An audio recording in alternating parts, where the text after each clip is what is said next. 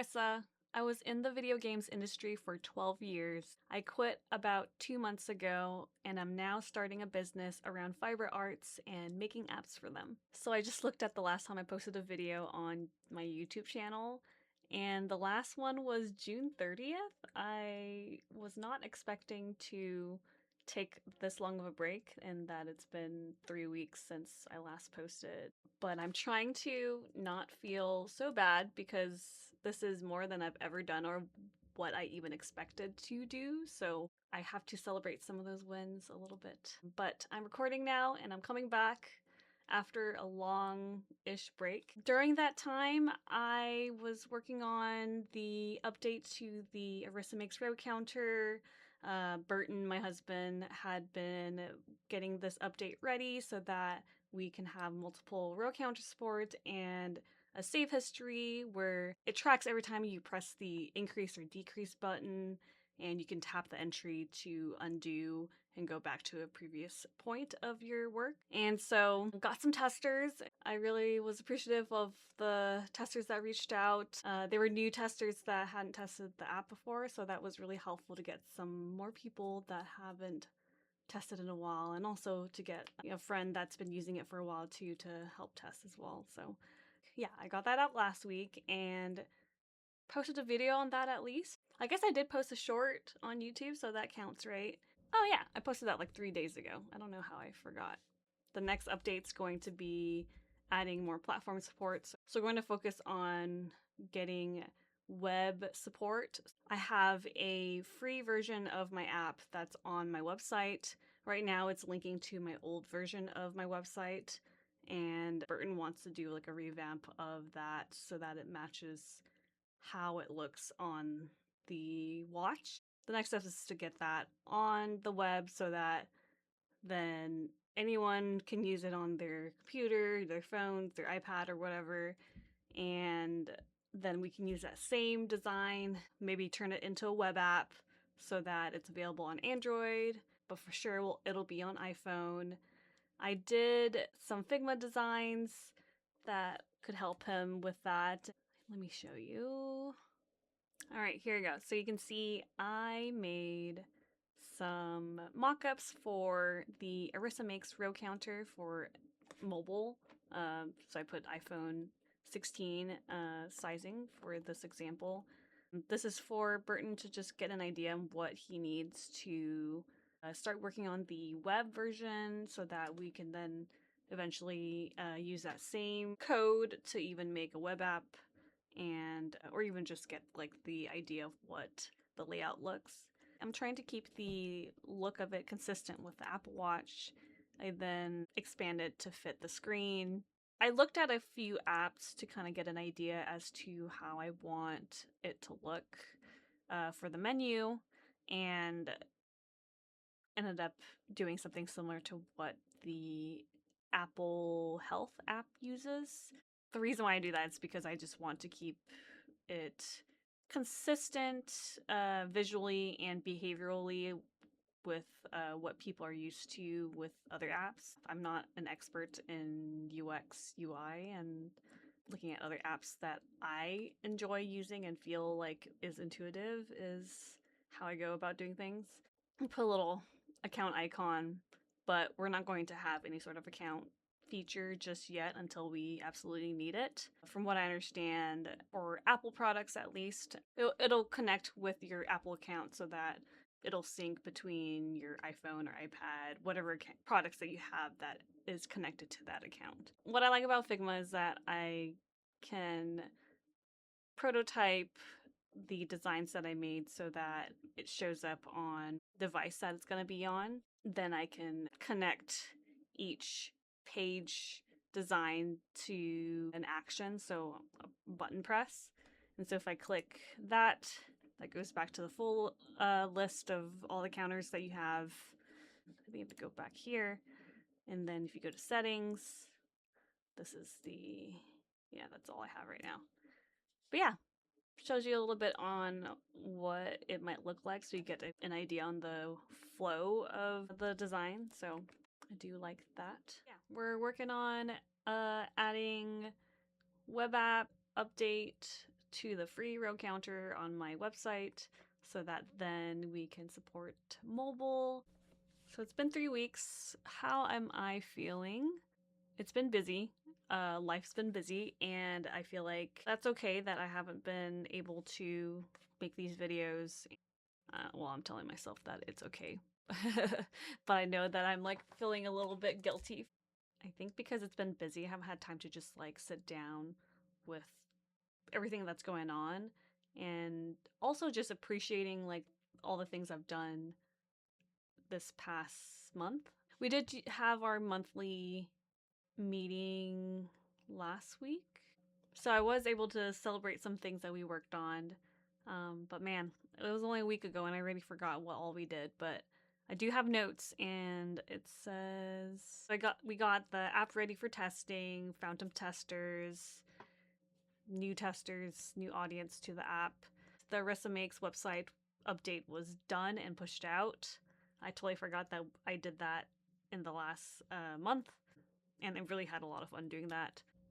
Yeah, worked on our Barissa LLC website as well, and there's just a small deploy bug that I need to fix. Did my first craft night post in like a year, maybe? And I have a whole page now on my website with the craft night information, and so my plan is to update that regularly so that people don't have to go to meetup.com to create an account and RSVP. I like having the idea of just not relying on like some social media company in case they end up changing things in a way that I don't align with and don't feel like I have to keep using. Made a couple short videos on looking for testers and also the update.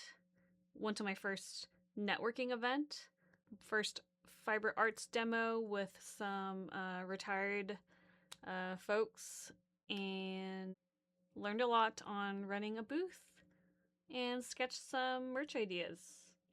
What's been helpful is finally finished budgeting for our finances since both of us are not working right now, and felt a little bit better now knowing like how much roughly we'll be using the next 6 months. And so I feel a little bit less anxious knowing how much money will be taken away from our savings, and that it's only a small percentage of it. I feel really fortunate that we have the financials to continue with this, but for another 6 months. But that is worst case, as Burton is looking for a job and will hopefully have a job before that 6 months. I have been thinking a lot about recording videos and editing them and just like the emotional labor of all that. And I think part of it is just, it's a new thing for me. I'm not, at least I don't feel the best at it. I don't feel really great talking to the camera. And I wish I was more eloquent in what I'm saying, and that there's like I'm clearly explaining things well. Sometimes it's not, and I'm using a lot of ums and ahs that I have to edit out. And well, I was talking to some friends about it, and they suggested maybe I should try some improv. So I actually think that's a good idea. I might look into doing that sometime this year. I have tried in the past, back in college and stuff, and was so intimidated by it. So hopefully I feel a little bit more confident. Still gonna be scary, but I think it's really gonna help me feel more confident with like what I'm saying and maybe thinking more quickly. I'm not sure. But yeah, the last video vlog I had posted was 50 minutes long. And then I had to edit that down. There's really only like 17 minutes of it that I ended up using, and a lot of it was just like me like re-saying what I was trying to say so that it made more sense. And I don't know, it's a little bit much, but I wish I didn't have to do so many edits. Maybe that's just how it is. I don't know. I see some people's other people's videos and don't see a single edit, and it just flows nicely, and it's fine.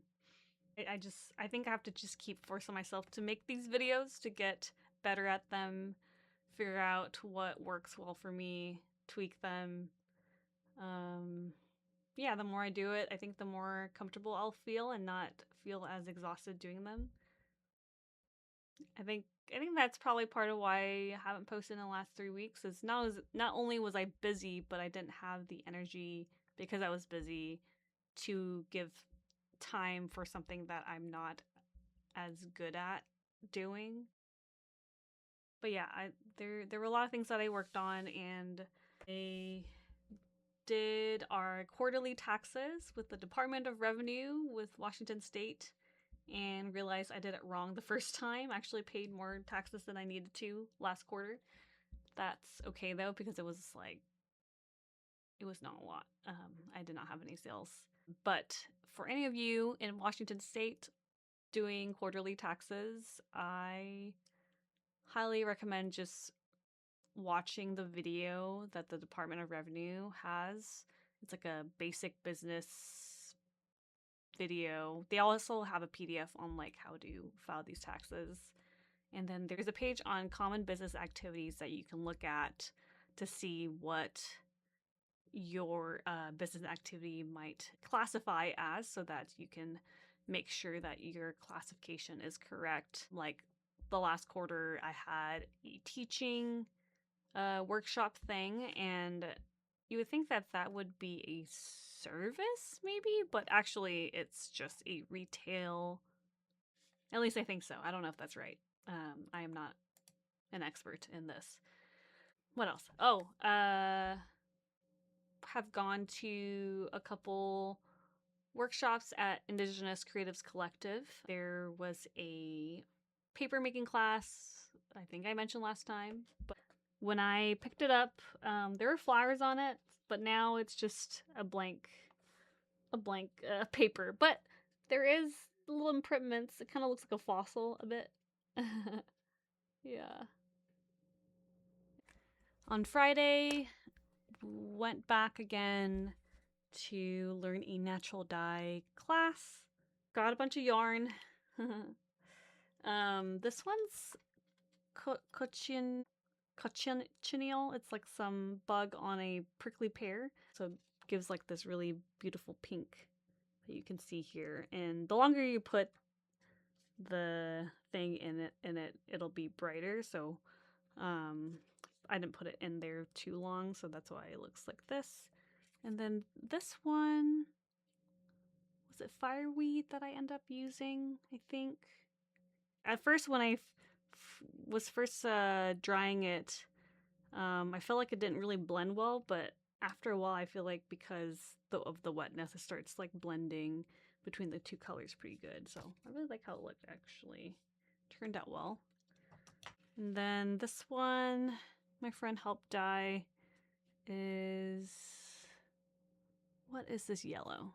And this one is an Osage orange, I think, is the yellow. And then dipped this into the firewood part, which is purple, but she had dyed the whole thing with Osage, and I think the purple didn't stay. So she dyed it purple and then had put it in the iron bath. So the iron kind of makes everything a little bit darker. I think black and gray normally, but with yellow, it turns it more olive, which is really beautiful.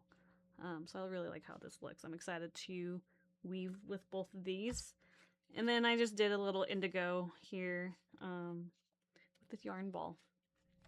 I also made some business cards last week. Learned a lot about printing. Still don't know too much about it, but I ended up just using the Moo design tool for this. I don't have Adobe Illustrator or Photoshop. I tried to use Affinity to match the settings that they needed for getting the printing, changing the PDF file to the correct setting. I think it's ICC profile or whatever. The library that I was going to go to that has Adobe available for free for people to use, they have like a makerspace, was closed for plumbing issues, I guess. So I just had to just use their tools and give in to the colors that they have limited to. So I ended up just picking a variety of them. And from what I understand, I think the colors shown here are going to look slightly different than what is going to be printed out. So we shall see. And here's the back. I ended up using these two descriptors. I did feel like this was more descriptive for if someone gets my business card and they had it in their purse or bag for a long time and then they look at it again, and at least with app developer fiber artists will be enough to explain what it is that I do, and hopefully that comes in before Flock. So Flock is the fiber yarn festival for crocheters, knitters, weavers. That's gonna be August 1st and 2nd in Seattle. And I just ordered like, I think 50 cards. Yeah, have some cards ready in case anyone needs them. I have a few things I want to get done before Flock, so hopefully those business cards come back. I mentioned in the last videos I'm working on like a shirt, a Copa crop crochet shirt by Not Bad Brit. I already finished one panel, so I'm really close, and just need to finish this panel so that then I think it'll be like this, and it's sewn kind of in the middle and in the back. Yeah, it's almost done, and I'm excited how it looks. I finally binded off this dress's bottom, so what's left is the sleeves. I was just measuring my arms today to see how many stitches I need for the sleeves here. That should not take long. It's almost there, but look how long it is. Yeah, this is the longest knitwear I've made. I think I'm liking the gradient that I did here. I think it looks pretty intentional now that I see it here. I'm excited to wear it for Flock, and that I'm gonna have 2 new outfits to wear for Flock this year. Both are using yarn that I bought from previous years too, so it's nice to buy things and actually use them. I set time this week to think about what's next for ArisaMakes. Since our next update will be around adding more platform support and things, I'll need to figure out what it is I want the app to be, or what other apps I might want to work on. So I'll probably start talking to a lot of friends, those that crochet, knit, weave, even cross stitch, just like any sort of like crafts and things. And if there's anything that I can work on that could make their lives easier, just to do some more brainstorming on what it is that what the next app or update to the row counter might look like, maybe. So that's not just a row counter, possibly. I'm not sure. Yeah, but I don't know. If you have any ideas and things that might be helpful for you as a crafter, as a fiber arts designer of any sorts, that an app would be helpful, let me know. All right, I think that is it. I'm really hoping it doesn't take so long to edit this video and I can just post it. And I don't know if I'm gonna continue posting reels of parts of the video. I think maybe I'll just do it sometimes and not feel like I have to do it every time. Yeah, it's nice to be here again, and hope you enjoyed this video. Bye!